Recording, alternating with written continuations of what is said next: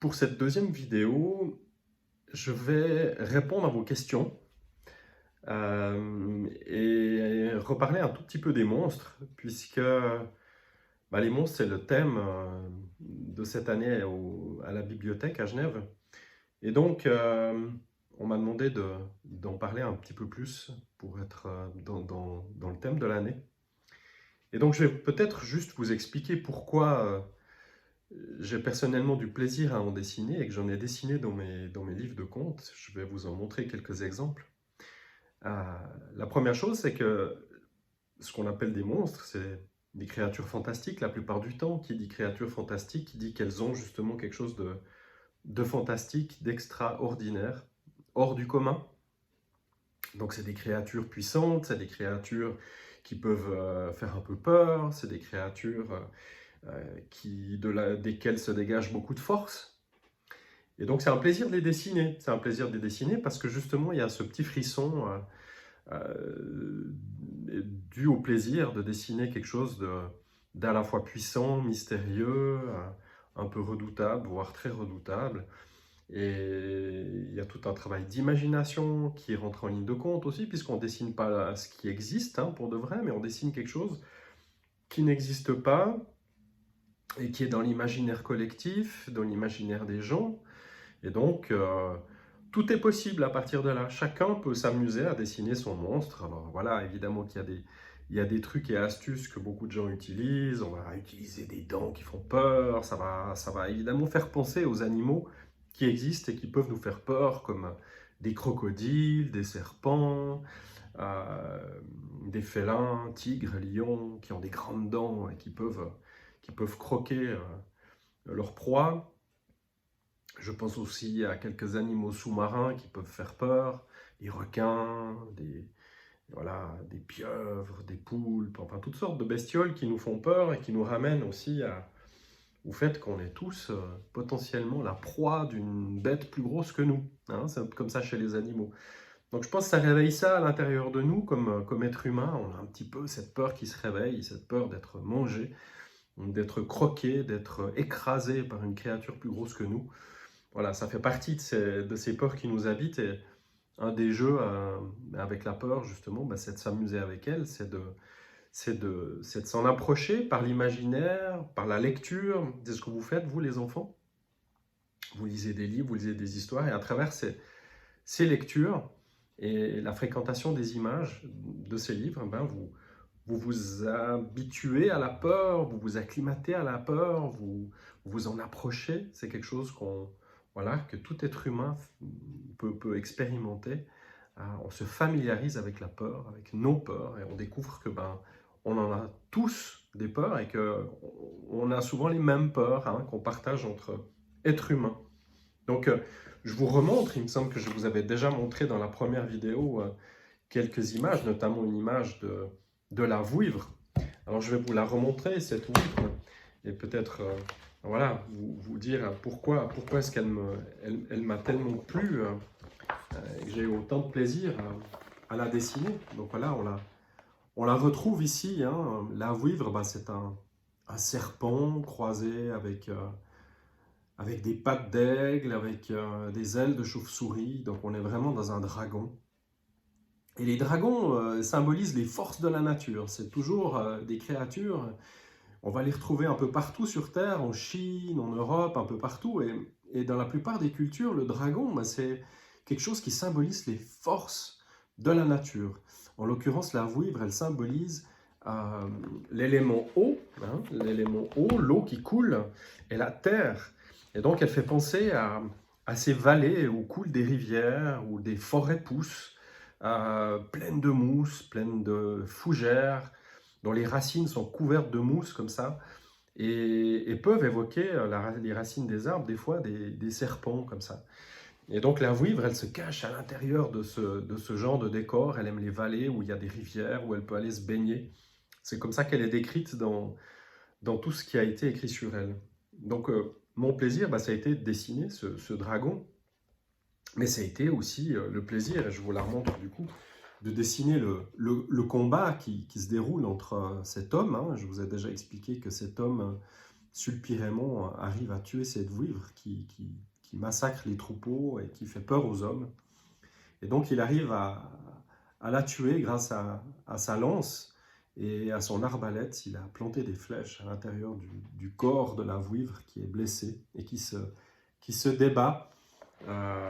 Donc voilà, le pauvre Sulpirémon lui va subir des blessures qui vont lui être fatales, puisqu'avec ses griffes, elle va quand même réussir à le griffer. Et du coup, elle va le blesser mortellement, puisque ses griffes sont empoisonnées. Il y a une autre page avec des monstres. C'est une histoire qui se passe au Diableret. Hein. Le Diableret, c'est un lieu un peu désolé, au sommet d'une montagne, un haut plateau plein de rochers, avec un rocher qui se dresse, qu'on voit ici dans l'image, qui s'appelle la quille du diable. Et cette quille du diable, elle s'appelle comme ça parce qu'on dit que le diable et ses démons fréquentaient le haut de ce plateau et s'amusaient à lancer des pierres, des rochers contre cette quille pour essayer de la faire tomber dans le vide. Et donc, j'ai dessiné là aussi des créatures qui font peur, puisqu'on a des espèces de démons, on a des spectres, des squelettes avec des habits de soldats. C'est des créatures qui errent depuis la nuit des temps sur ces plateaux désolés. Certains ont les membres usés, tellement ils ont marché dans les pierres. On voit un personnage ici qui n'a plus de jambes, qui est juste avec ses bras, ses avant-bras. Donc voilà, là aussi une autre sorte de monstre. Et puis là-haut, on a le diable, un diable géant qui fait, je sais pas, 7-8 mètres de haut et qui s'apprête à lancer une énorme pierre contre la quille du diable. Voilà d'autres formes de monstres pour être dans le thème qui nous intéresse. Et puis, nous avons aussi un autre monstre qui est, lui, le croisement d'un loup et d'un ours, une espèce de loup-garou géant qu'on trouve dans une histoire qui se passe dans le coton d'Ouri.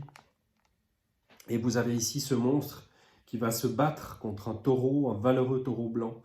Et ce monstre, eh bien, j'ai le plaisir de l'imaginer comme ça, dans une espèce de pénombre, éclairée par la lune et les éclairs. Et on ne voit de lui que un peu son pelage comme ça et quelques petits reflets ainsi qu'un œil un peu rouge.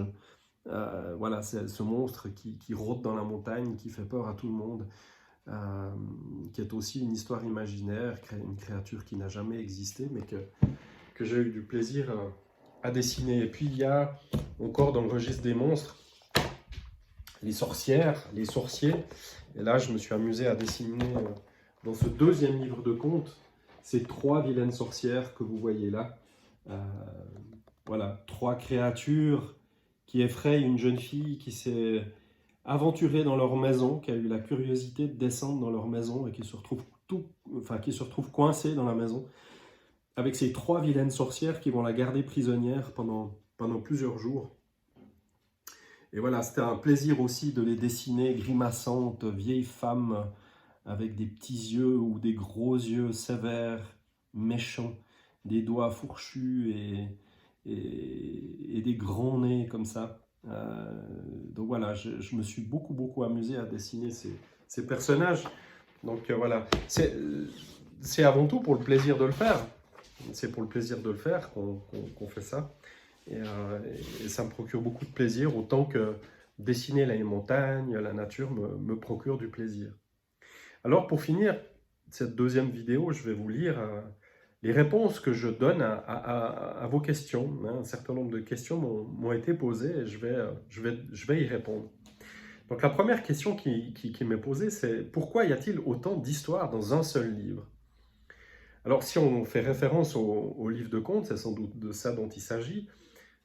Vous parlez des contes et légendes, c'est parce qu'en réalité, il y a des centaines d'histoires qui existent et qu'il y en avait plein que j'avais envie d'illustrer. Et donc, j'ai fait un choix, j'ai dû choisir au milieu de centaines d'histoires, un certain nombre d'histoires. J'en ai retenu, dans le fond, très peu, hein, puisque sur 2 livres, on en a à peu près 12 ou 13. Et j'ai retenu les histoires qui m'évoquaient le plus de choses en termes d'images, où j'avais vraiment envie de dessiner soit justement des monstres, soit des paysages. Pourquoi fait-il des personnages légendaires? Pourquoi est-ce que je fais des personnages légendaires? Eh bien, parce que ce sont des créatures imaginaires fantastiques qui sont justement magnifiques à dessiner. C'est ce que je vous ai expliqué tout à l'heure. Pourquoi est-ce que j'ai fait des images en noir-blanc et d'autres en couleur? Alors, je l'ai fait pour créer du rythme, comme on dit. C'est-à-dire que le livre, eh ben, il n'est pas fait que d'une seule chose. Il est fait de textes, il est fait d'images. Des fois, les images sont à gauche, elles sont à droite, elles sont des fois sur des doubles pages. Et j'avais envie de créer du rythme. Et donc, ces dessins en noir-blanc, c'est des dessins qui sont plus discrets et qui viennent se mettre dans le texte. Donc, vous avez le texte, vous avez les grands dessins en couleur, et vous avez ces petits dessins en noir-blanc, en plus des textes qui sont à la fin du livre et qui décrivent la partie symbolique. Comment trouve-t-il autant d'idées? Donc moi, comment est-ce que je trouve autant d'idées? D'où vient mon imagination? Alors ça, c'est un peu un mystère, c'est quelque chose qui est là depuis toujours. Tout est dans ma tête, mais c'est aussi parce que je vois autour de moi beaucoup d'images dans des livres, à la télévision, au cinéma, et qu'elles me donnent envie ensuite de faire mes propres images. Donc c'est à la fois mon imaginaire et puis le souvenir de plein de choses que j'ai vues et qui sont restées gravées dans ma mémoire. Combien de temps est-ce que ça prend pour faire un livre? Alors ça dépend, il y a des livres qui peuvent prendre un mois, quelques semaines, et puis d'autres qui sont beaucoup plus longs parce que, en l'occurrence, les livres de contes, j'ai dû écrire tous les textes, chercher les histoires, ensuite faire des dessins qui pour certains me prennent 2, 3, 4 jours quand c'est des grands dessins comme la Vouivre. Donc c'est un très long travail. Et du coup, faire un livre comme ça me prend entre 2 et 3 ans, sachant que je ne fais pas que ça. C'est-à-dire que entre deux, j'ai d'autres commandes à faire, des dessins qu'on me demande, j'enseigne, et puis j'ai ma vie de papa, voilà, toute ma vie à côté. Donc ça me prend du temps, parce que c'est quelque chose que je ne fais pas à plein temps, mais que je répartis sur la durée. Euh, et donc ça me prend 2 à 3 ans pour faire un livre comme mes livres de contes. Où est-ce que je travaille? Je travaille à la maison, dans la pièce qui est là autour de moi, hein. C'est une pièce qui me sert d'atelier, une grande pièce lumineuse avec une grande bibliothèque qui est derrière, dans laquelle j'ai tous les livres qui m'accompagnent, qui sont la plupart des livres illustrés et des bandes dessinées. Pourquoi l'histoire de la boîte aux 6 merveilles finit-elle bien? Alors c'est parce qu'elle est racontée comme ça depuis très très longtemps, hein. C'est pas une histoire que j'ai inventée. Moi, je suis dans la posture du conteur. Le conteur, il entend une histoire et ensuite il la raconte avec ses propres mots et il rajoute des détails. Mais là, en l'occurrence, c'est une histoire qui finissait bien dans les différentes références que j'avais. Et donc, elle était notamment écrite par un monsieur dans les Grisons, duquel je me suis inspiré pour écrire ma version. Et en l'occurrence, c'est une histoire qui se finit bien. Mais elle se finit bien comme finissent bien beaucoup de contes de fées, hein, que vous connaissez. Et d'ailleurs, la plupart du temps, on dit à la fin de ces histoires qu'ils vécurent heureux et eurent beaucoup d'enfants. Et c'est la plupart du temps la victoire du bien sur le mal, exactement comme au cinéma, dans les films que vous pouvez voir aussi, où souvent c'est le bien qui l'emporte. Pourquoi l'histoire de la boîte aux 6 merveilles se passe-t-elle au Grison? Parce que c'est là qu'elle a été racontée, elle a été racontée par les gens, hein. Une histoire, c'est quelque chose qui se raconte. Ensuite, il y a les histoires qui voyagent. Le petit chaperon rouge, c'est une histoire qui va exister dans plein de versions aux 4 coins de la planète. Il y a des histoires de géants partout sur cette terre, comme les dragons, je vous disais tout à l'heure.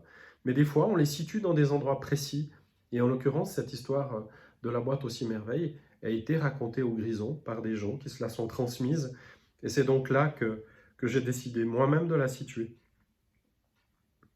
Est-ce que je fais un troisième livre de contes et légendes? Alors oui, j'y travaille justement en ce moment, et si tout va bien, il devrait se terminer d'ici une année.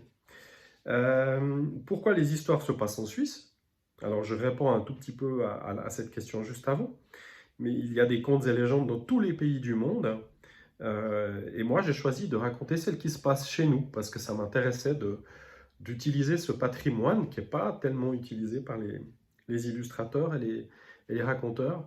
On va souvent chercher des histoires ailleurs, mais il y en a aussi chez nous. Euh, à propos d'ailleurs, il y a une autre de mes histoires qui s'appelle La légende du colibri. C'est une histoire qui se passe en Amazonie. en Amérique du Sud. Donc, c'est aussi une légende, et celle-là, elle vient de l'autre côté de la Terre. Donc, en fait, je ne fais pas que dessiner des histoires qui se passent ici en Suisse. Avec quelle matière et matériel dessinez-vous? Alors, je dessine d'abord au crayon gris, puis je colorie la feuille avec une couleur unie, comme une couleur à l'eau. Par exemple, un brun clair, ou un ocre, ou un jaune. Ça va donner comme ça une dominante à tout mon dessin. Ensuite, je vais faire tous les détails avec des crayons couleurs. Donc, je commence à créer mes couleurs dans le détail par-dessus cette dominante d'une seule couleur. Et je vais utiliser des crayons, je vais utiliser des néocolores, et ça vous connaissez, je vais utiliser des pastels gras, pastels à l'huile, qui sont comme des néocolores, mais plus épais, plus gras, que j'utilise avec les doigts, notamment je vais étaler ces couleurs avec les doigts. C'est un mélange de toutes ces techniques que je protège à la fin avec un vernis. C'est une bombe de spray qui me permet de fixer mes images comme on fixe des tableaux. Est-ce que j'ai déjà écrit des histoires tristes? Il y a de la tristesse dans certaines de ces histoires. Il y en a une qui s'appelle Zonta Margriata, qui est une histoire d'une sainte, une déesse dans les Grisons, qui raconte comment une fée qui aime la nature est chassée par les hommes. Cette fée, elle représente l'équilibre. C'est un peu le mystère qu'il ne faudrait pas aller regarder, qu'il faudrait juste respecter. Et les hommes veulent absolument savoir qui elle est. Et lorsque son secret est découvert, elle décide de s'en aller. Elle est triste, elle est chassée en fait par les hommes qui sont trop curieux, qui veulent tout contrôler et tout posséder. Et donc ça, c'est une histoire qui est un peu triste parce qu'elle raconte la façon dont l'humanité se comporte avec la Terre, avec la mère Terre, notre mère la Terre. Où est-ce que j'ai appris à dessiner aussi bien?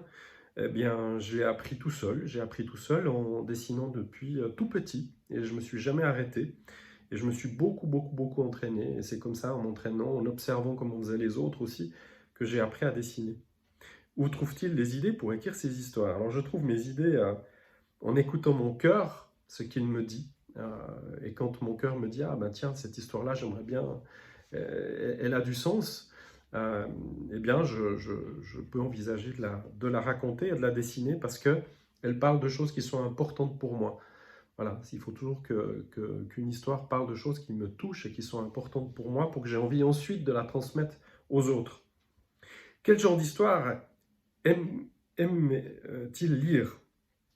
Alors j'aime de tout, j'aime lire des histoires d'aventure, des enquêtes, mais des histoires qui font réfléchir à la vie aussi, à pourquoi on est là et qu'est-ce qu'on est venu faire sur cette terre. Je me pose beaucoup de questions scientifiques aussi, comment fonctionne l'univers, c'est quelque chose qui me passionne, mais aussi philosophique, spirituel, c'est-à-dire comment fonctionne notre esprit, euh, et puis philosophie sur les grandes questions de la vie, qu'est-ce qu'on fait sur cette terre justement. Donc je lis aussi des livres pour apprendre et pour comprendre. Voilà. Je réponds comme ça à l'essentiel des questions qui m'ont été posées par écrit. J'espère qu'avec toutes ces réponses et toutes ces informations que je vous donne, vous en saurez un peu plus sur moi, sur mon travail et sur comment je fonctionne et pourquoi je fais ce métier. Je vous remercie toutes et tous de m'avoir écouté et je vous souhaite une très bonne journée et beaucoup de plaisir à toutes celles et ceux qui dessinent et qui aiment rêver. Voilà, n'arrêtez jamais de rêver.